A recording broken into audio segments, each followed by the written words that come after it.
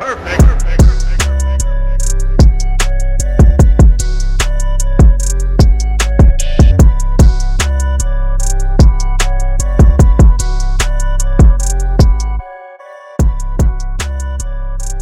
5 recap time. I'm coming off a win, so whenever I'm coming off a win, you get a little bit more energy from me. We do have a lot of matchups to talk about. I think the biggest takeaway for me is that 4 of the 5 matchups went along with the way the power rankings were given last week. So the favorites in the power ranking did end up winning, but unfortunately, Team Crucifier kind of ruined it for me. With the loss against El Captain, but we'll get to that. First, there's a trade that happened 17 minutes ago. So this is kind of a live reaction because I looked at everything before, and now that I'm looking at it again, seems like there was just a trade. So live reaction to the trade. George Kittle and DeAndre Swift go to Pain Train. Livin' La Vida Yoda gets Cordarrelle Patterson and Hollywood Brown. This is a very, very interesting trade because I actually think for the first time in a long time, we have a fair trade. George Kittle is on IR, so you don't get that support right away. But for a team like Pain Train, who we've discussed in our power rankings last week, was sitting at 5. I believe got a win this week, so now they're 4-1. In a pretty good spot for a playoff run, so not in a rush for wins. So I actually like the long-term outlook. And DeAndre Swift is, in my opinion, by far the best player in this trade. Hollywood Brown, Cordarrelle Patterson, both really strong. I actually really have fallen in love with Cordarrelle Patterson. I'm a Jets fan, so I was watching very closely that Atlanta Falcons-Jets game. And Cordarrelle Patterson's usage is incredible. With Ridley back, does it say the same? It probably doesn't get hurt much because they need that help. So Cordarrelle Patterson, I think, is the second best player in this trade. And then I think Kittle being on the IR and Hollywood being just a breakout boom or bust kind of guy are on pretty similar levels in fantasy. I'd rather Kittle slightly, depending on my situation, but this is all to say this is a pretty even trade. I guess for a team like Livin' La Vida Yoda, sitting at 2-3, you need wins now. So it kind of makes sense to go get guys that are going to perform now. Cordarrelle Patterson, especially if Ridley's out longer, and Hollywood Brown, who's playing really well, especially if those Ravens wide receivers are out longer. And you lose Kittle, who's not going to be able to help you anytime soon. So I do like it a little bit more for Pain Train, but this is one of the examples of a trade that I think does make sense for both teams. So kudos to both teams for pulling off a fair trade. Let's now go into the matchups from last week. So as we mentioned, every game went according to what I would expect, except for the last one. Let's start with the ones that we did expect. And I'll structure this recap as one thing we learned from each team. So we'll quickly talk about the teams and also just say something that we learned from this week's matchup. So the chairman gets the win over Professor S, 221-136. A lot of this was Josh Allen going absolutely off and getting 50 points, and Zeke going off-ish again and getting 30 points. The one thing we learned for this team is what the wide receiver situation looks like for the chairman is a lot different than what at least I expected. So you get 30-plus points, 40-plus points for Mike Williams, 30-plus points for Mike Evans out of your bottom 2 receivers, whereas Diggs gets you under 10 points. This is a big what do we learn, but the question is what's actually the long-term going to stick? So do we learn that Diggs has a lower floor than we thought? Kind of, yes, but I'm not concerned with Diggs at all, especially with how explosive this offense is. We may have learned that the other targets, Knox and Emmanuel Sanders, are very real threats to steal some looks from Diggs, but I'm not going to make the what do we learn because I think there's a lot going on there, but I think Diggs is going to still cash in and have a fantastic season. Mike Evans, did we learn that he could be a boom or bust guy? I already felt that. We kind of did learn that his booms might happen more often than what I thought. Something I was wrong about preseason is Mike Evans. He's definitely performing better than I would have thought. That offense is performing better than I would have thought. So I'll give you some credit there. But a lot of people were high on that offense, so I won't make that the what do we learn. What do we learn is Mike Williams. He is a wide receiver 1. His upside is insane. 16 targets, and he cashes that in for 165 yards and 2 touchdowns. He's getting a lot of long plays, which gives more points as well. So what do we learn this week is that Mike Williams is an every week starter, which we might have already known, but he could be an every week wide receiver 1, which I absolutely didn't know. Maybe you knew that. I can't say I knew that. So if you're team the chairman, you become a lot more competitive when your wide receivers can compete like that. Getting you that many points between your whole wide receiver group, you total about 80-something points, mid-80 points, and that's with Diggs not even getting you 10 points. You got to be really high on your team after that. Team the chairman becoming much more of a competitor because of that. Professor S, it's just looking really bleak for Professor S at this point. Kyler Murray with an off week. You're usually not going to be able to escape that with a Kyler off week with the rest of the team that you do have. What did we learn? Antonio Brown, I could also make a what did we learn? There's a lot we learned. Antonio Brown, we could easily make a lot what we learned because his production continues to be insane. But my what did we learn is that Corey Davis is not a reliable every week starter at all, unfortunately. This Jets offense is looking really poor, and there's seven active wide receivers for the Jets this week. While Corey Davis might be at the top of the list, there's so many guys involved, and there's not enough to go around. Corey Davis might have to see the bench for you, Professor S. Sons of Chaos falling to Pain Train. Pain Train 215 to 190. This is before Pain Train made the trade, so he got a lot of points out of Hollywood before he had to ship them off. Why did he ship him off? A lot of that might have to do with the way that Higbee played. The what did we learn was going to be Higbee. Only 2 targets, 14 yards. He does get in the end zone, but Higbee not able to give so much. So the what we learned here is that your tight end situation was unstable because Higbee proving to be a little bit of a disappointment. Clearly the third option behind Woods and Cooper Kupp, but there's a bigger gap than we thought. So the what did we learn? Is apparently Pain Train learned what I learned really quickly, made the trade, got Kittle, so that it's not going to be too much of a concern moving forward. Other highlights from this matchup is Edwards-Helaire getting hurt, so Pain Train going to have to find a new answer at running back. That does make the Patterson departure a little bit harder to stomach because now when you plug Mixon back in, now that Mixon's going to be healthy, your third running back really falls to essentially no one. Sony Michel, I guess, Gainwell. These aren't good guys you're going to want to sub in. Definitely in your flex, so you're going to have to go always with 4 wide receivers, but also on bye weeks. So it makes it a little bit harder to swallow that giving away Cordarrelle, but again, to solve that tight end issue, it does make some sense for Pain Train. The main lesson here is what you already learned in Higbee. Sons of Chaos with a loss. A very strong Sons of Chaos team that was 3-1 before this week, but that we actually made 7th in our power rankings because we were lower on this team than the record showed. And it seems like there might be some validity there, but on an off week, 189 points for Sons of Chaos. What did we learn? A lot we learned. I have to again say, Bucks, I was wrong. Brady's amazing. Just defying age, defying everything that I would have expected. He continues to perform. I'm going to stay on that team, but I'm actually going to go with Leonard Fournette.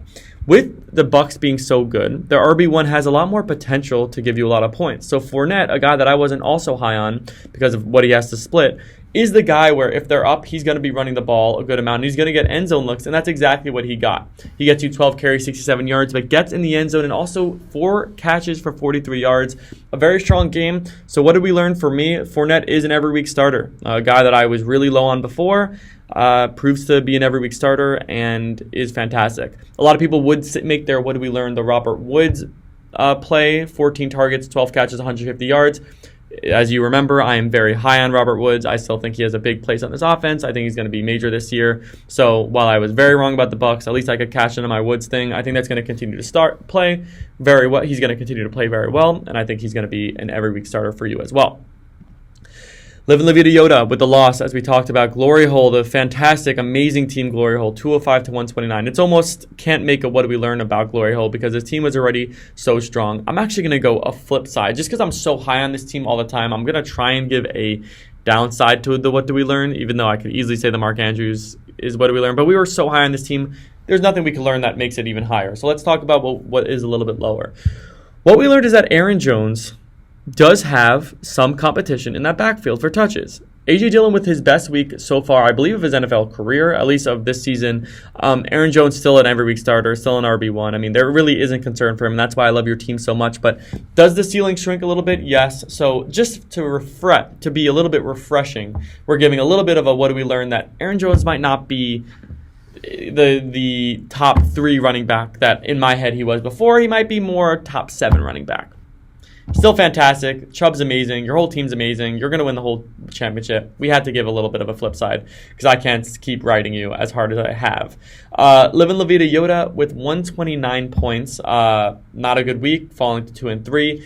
This is a team that I did make third in my overall ranking, but you did go against a powerhouse. So we weren't expecting a week this week, but we'll win last week. But we are expecting that you will start banking in on wins starting this week. Unfortunately, Russell Wilson's injury hurts you a ton. So, man, I still want to keep you up there at third, but it's a lot tougher to do that.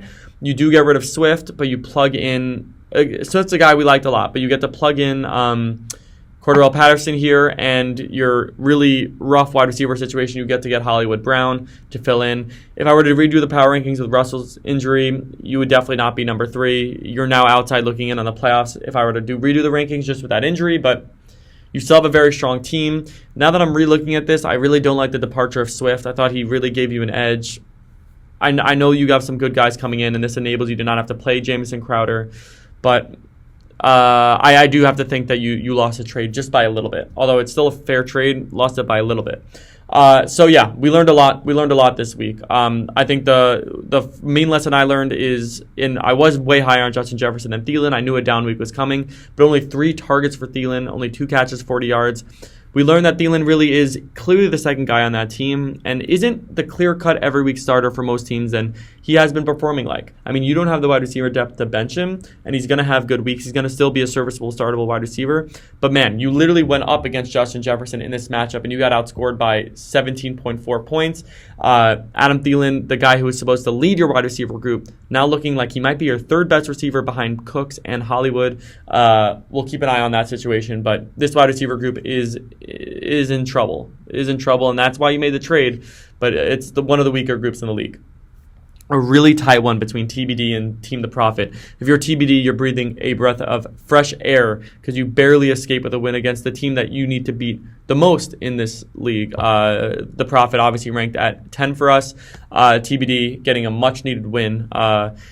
Even though Mahomes only cashes in for 17.98 points, which in this league is very poor. You lose Saquon to an injury, so you're falling down. In a running back group that really needed the help, you lose your most important guy. So another step down, unfortunately, for TBD. Josh Jacobs becoming the immediate starter here. It's not code red yet for this team, but I would be a little bit concerned. What did we learn?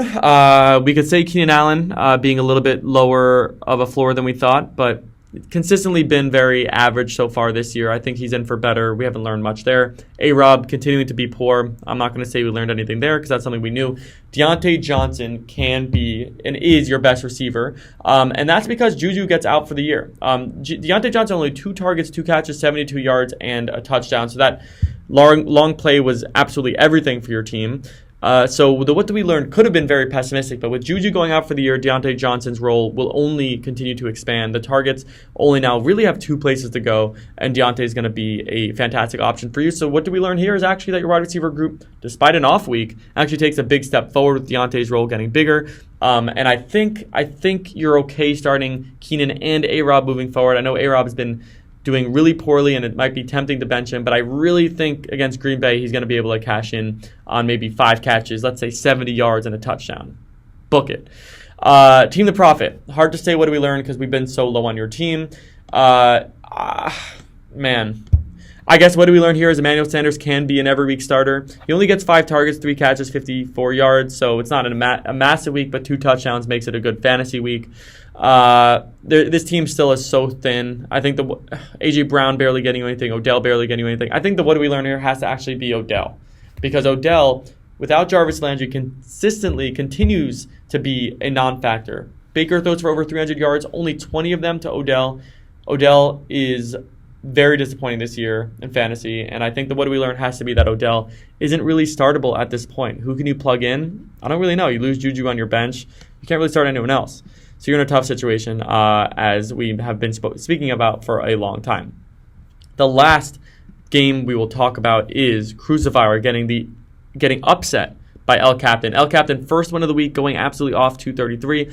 A lot of that behind Lamar Jackson getting you 56 points and Taylor getting you 38 points. Hubbard gives you a good week as well. Devontae does the amazing week you'd expect. CeeDee Lamb, consistent week as well.